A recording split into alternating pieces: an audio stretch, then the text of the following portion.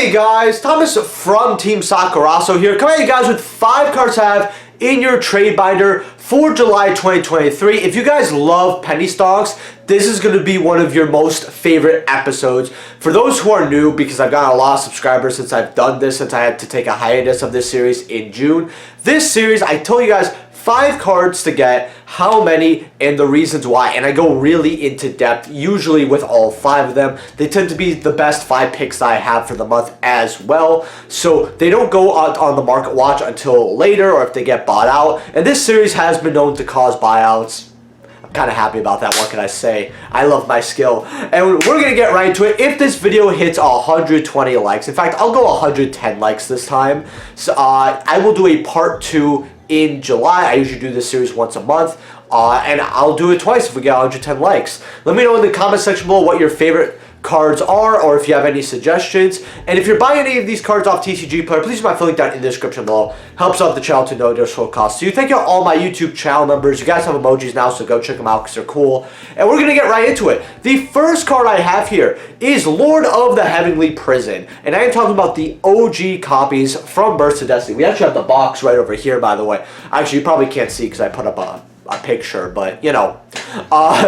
With that being said, what this card does, if for those who don't know, is if you're playing any deck that sets cards like floodgates, other traps, etc., you reveal it from your hand and it stays revealed. And while the card's revealed, the set cards can't be destroyed by card effects, which is really, really good. They can still be targeted, but they cannot be destroyed. Great protection. You could just keep revealing over and over. And the best part about this card, because I'll be honest with you, I don't think this card needed another effect to be good, at least in my opinion. But its next effect, you could argue it makes the card broken, which I think it is. If a set spell trap is activated, you can special summon this card from your hand, and if you activate this effect while the card was revealed, which you could just reveal it for free, it's always going to be revealed. You can reveal and set one spell or trap directly from the deck, but you banish it during the end phase of the next turn. So you could set any spell trap, by the way. Any like Paw Prosperity, you know, any great trap, right? Trap Trick if you want to, you know, just thin out the deck and get another trap or whatever, right? Anything, any one of card, it helps, right? It helps consistency of decks because there's some cards that are set, that you want to set that are like, say, limited, right? It helps dig them out and get them more. This was a card that spiked up because of the Trap Trick structure deck and was it was a big money card before the reprint, anywhere from $15 to about $30, $35 on average, which is really, really good here because it would go up and down because when it sees play, people want their sets. But it's usually used for trap decks. We all know how trap decks are in Yu-Gi-Oh! 2023. Trap Tricks deck gave this card more hype, but OGs right now are $3. They were 7s to 8s a lot earlier, and when I was looking upon this card, because I actually happened to chip one of my copies, I was like, let me go maybe just get another one, whatever, put this in the trade binder. Seeing how low they are, I actually went to see, oh, I'm probably on the wrong version because OG's at $3. That sounds like a mega pack price, which is still not even that terrible. And no, OGs were 3s going up to 4s. This card will go up and down depending on how relevant trap decks are. If trap decks are good, this card's relevant. If it's not, it's going to go down. And it's going to keep getting bought out, then unbought out. Buy them when they're low, sell them when they're high. I would argue that you could get maybe 2 play sets of this card. If you have a lot of faith in this card like I do, you could get more. Really up to you. It's definitely a great card. I would definitely consider it a card that is a staple. Especially if you're playing a lot of decks, you're gonna find decks that this card's amazing in. Definitely at least get a playset for yourself while you can. Now the second card that I actually have here is Herald of the Orange Light, and I'm talking about the super rich from OTS 20. We're about to hit OTS 22. I've been saying that for weeks and we still have not gotten any news. I get it, multi-branded fusion that could probably sell the OTS by itself, but I want to see what the other 2 ultis are. I want to see if I can actually be excited for an OTS since 21 was garbage. Anyway, getting back to the original point here. Herald of Orange Light, super rare. You guys know what this card does. You're able to send this in another fairy, negate, right? Good card. This card is going up to $3, $4.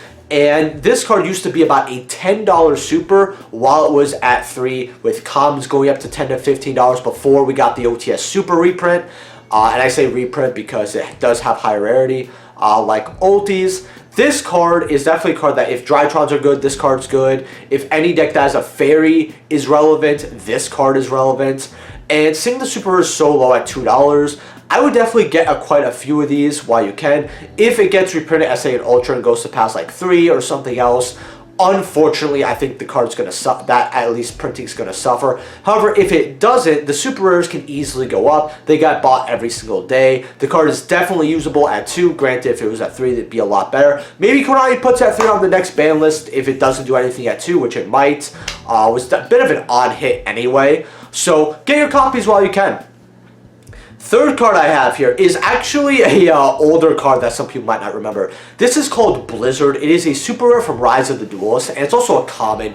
This card has spoke up to $4 to $5 before, and it's now gone down to 25 cents a copy. What this card does, it's actually pretty good because people have used it in top 32s, and that's how it's gotten a lot of hype. You target a face-up spell your opponent controls. Now, granted, this is a quick play spell, so if they activate, we're going to use example Engage over here as a great example. They activate Engage, you activate Blizzard. This turn negate the activate effects of that spell and all spells on the field with that same original name. So you negate the Engage, right? And what's really good is that if they Kagari or they have another Engage, you don't have to worry about it, right? Like, obviously, if you Ash, that's great, but they can get back with Kagari. Now, what happens if they have both Engages, right? They're resolving Engage like 3 times. At that point, you either need Droll or this card. And you could use this for a lot of other cards. I just think Engage is a great example. You're seeing a lot of Sky Strikers with Engage at 2. Now, if the target card will be sent to the opponent's graveyard this turn, which if you're not using this on a continuous spell, if you are, that's really good, right? It's just a free negate. But if you're activating on Engage, which is getting sent to the grave after the Chain Link's resolve, it is added to their hand instead. So they do get to add it, but they can't reactivate it, right? So it helps buy you a turn. You can only use one once per turn. This card is definitely very good, especially with certain matchups. If some cards are at 1 or some cards stay on the field especially. Really, really good because you could do this with, like, say, Runic Fountain, right? It's another out of that. You can use it with other cards as well. Definitely a card at 25 cents. You could get it. You could play with it. If it goes up because it's playing a top 32, which I believe that this card will come back. Pro players know this card's good, so they're going to see if they can play in certain metas. Definitely a good card to get at 25 cents here. Now, the fourth card I have here is called Intercept Wave. It is an ultimate rare here, quite old. These are 4 for light plays, 5 for near mints. And what this card does is very simple. All synchro monsters are changed to defense position, right? So it changes battle positions of every synchro on the field. And then you can return all face-up synchro monsters to the extra deck during the end phase. I think that with not only the Jack Atlas structure that coming out, but the combos with Excel Synchron, all that, this is not a bad card to have. The issue with this card is that while it can help solve boards, right? Like if Mandament ends with Baron and another card, hey, Intercept Wave is pretty good, although, you know, they're going to negate it with Baron, unfortunately. But hey, at least it's the Baron. It forces Baron and all that. The issue is, though, is some synchros, they still are on the field, or you link them off, or, you know, or you just keep climbing up for a card that can interrupt this card. It's not necessarily a bad card per se, but it has to have certain good matchups. Like, for example, Mandamin, if you already wasted the gate and you have Intercept Wave, you can return that in the Bastille Super. The card is applicable, and it's seeing some consistent sales here. It's definitely better against certain synchro decks than more. It's an answer to synchro decks. It just depends on how good of an answer it is, because there are better answers, but Intercept Wave can easily shine against certain combos, especially with ones that just want to put big monsters on the field to beat you down. Hey, all defense and all getting bounced, right, at the end. It's not a bad card. For an old card here, I believe out of Shining Darkness, $4 or $5 for this first edition ulti. It's definitely worth your money. They do go up to $8 to $10 rather quickly, so if you don't have any faith in the card by the time you look back at it again, it's going to be worth more, and it is a cool looking ulti.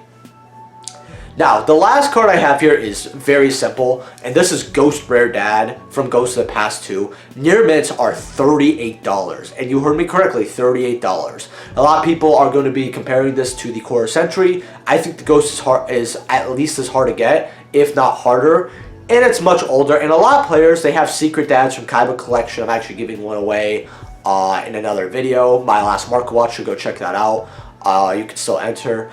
I'm giving, you know, but you have that, you have the ultis, you have OG secrets, so you actually have 2 secrets. You also have some ultras, I believe, as well. There's a lot of good, cool rarities for that, and when you look at high rarity, there's still quite a few picks. But a lot of players, if they don't like ulti, they like Ghost Rare more, right? It's Ghost Rare and ultis are like people's 1 and 2 spots. Granted, the ulti is so much more than the Ghost Rare. I think you get like 10 or 15 Ghost Rares for the same amount as an ulti, because I believe ultis are like $300 something, give or take.